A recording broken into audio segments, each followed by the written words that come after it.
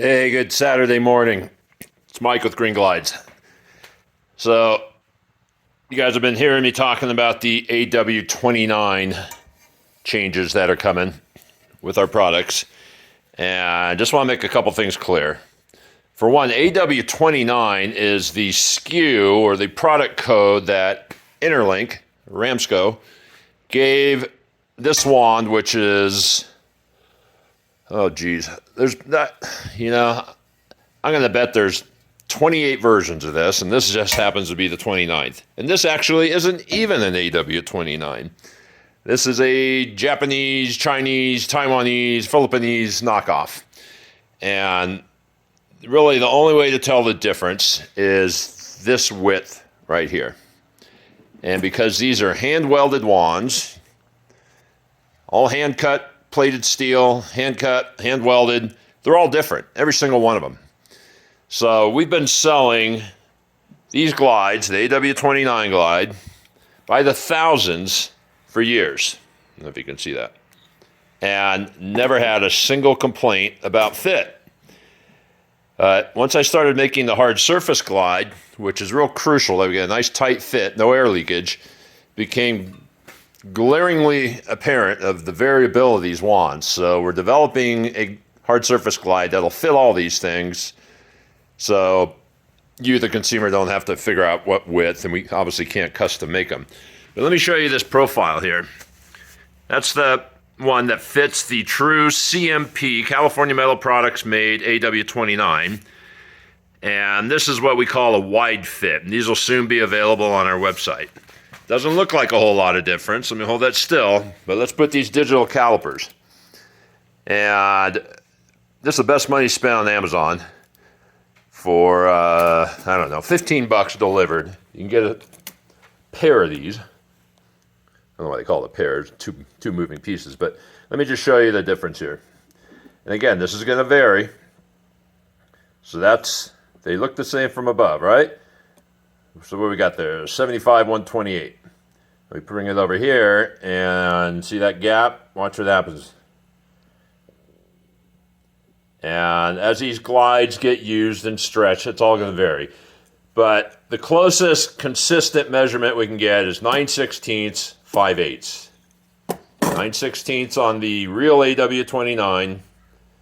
All the rest are roughly 5/8.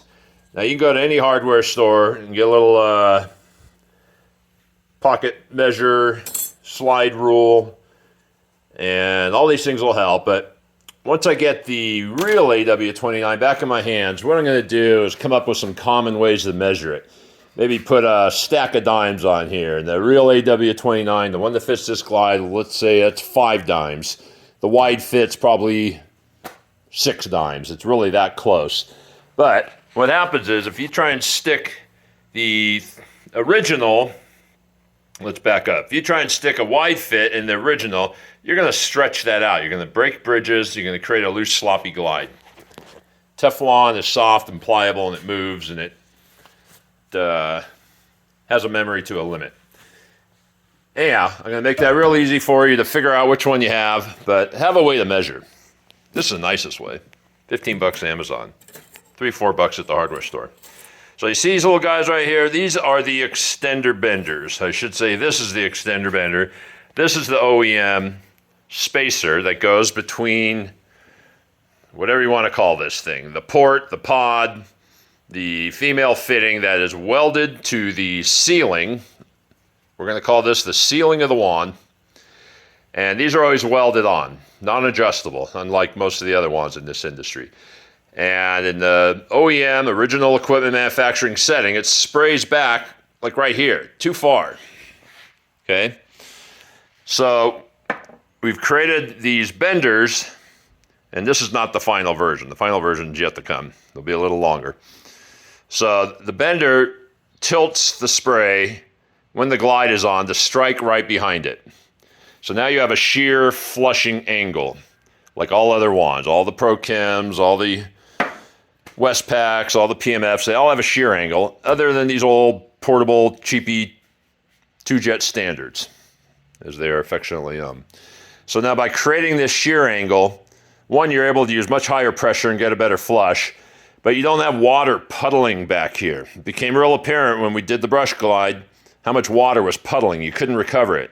So now, after extensive testing, not just my opinion, but many others, the flushing action on this thing is terrific. And it legitimately performs as good as any other wand out there. It's just smaller and cheaper. Some carpet cleaners think their customers are going to notice if they use a more expensive wand. I used to be one of those idiots. Anyhow, this is a terrific wand. It's really its only drawback for some is its weight, and for some is this height. You know, whatever that is, 5 inches. Most of the new low-profile wands are 4 inches or less, which is great for getting under furniture. Heck, once you take into consideration this back section there, yeah, this is about a 5-inch head. So another inch does make a difference. Your wife will tell you that. So originally we were going to change the jetting. This is it comes stock with 110, and once we drop this down and lift the wand head with the thickness of the glide, changes the jetting, the need for the proper jetting. So rather than include new jets, the one and only carpet professor smacked me in the head and said, "Mike, what are you doing that for when you could just lengthen this part right here so that it still works with 110s and you guys don't all need to go out and buy new jets?" Brilliant. Why didn't I think of that? So all you're going to need to do, put a glide on this thing. You saw the other video. You can now get tremendous range, work in close quarters, get way better extraction, and put these extender benders that'll come, with a glide or without a glide, different price, and get a much better flush. And all you got to do is change the cap. But there's some confusion out there because unfortunately, on some of these cheap wands, can't tell if it's the Filipino or the Pakistani version. This part right here, the extender bender part, on some of them, that is welded into this pod, unfortunately, and there's nothing you can do about it. So if you see, and usually it's going to be stainless, it's not going to be brass welded to the stainless. If you see this section, it won't have the flat spots either, it won't have the hex. It's going to be just threaded section right to this cap. If that's the case, that wand's not going to be convertible. But if you're a Johnny Johnson, and like most carpet cleaners, you got a few of these lying around because they came with your portables, came with your first truck mounts, and they're just sitting there. So you're going to get more use out of them when you put a brush glide, turn this thing into a hard surface wand. And these are fantastic wands for training new cleaners. They're fantastic wands for short guys. Hell, they're fantastic wands for tall guys like me. They work great. They just don't have swivels, windows, curb feelers, or vibrating, pulsating triggers. But they are fully functional, legitimate wand once you've done those changes.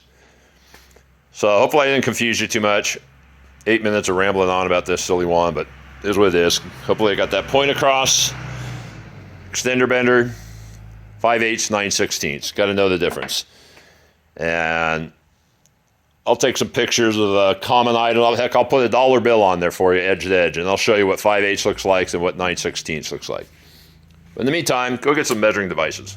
Pick up one of these on Amazon. You'll find 100 uses for it for the rest of your life. All right, Mike from Green Glides, over and out. Talk to you soon.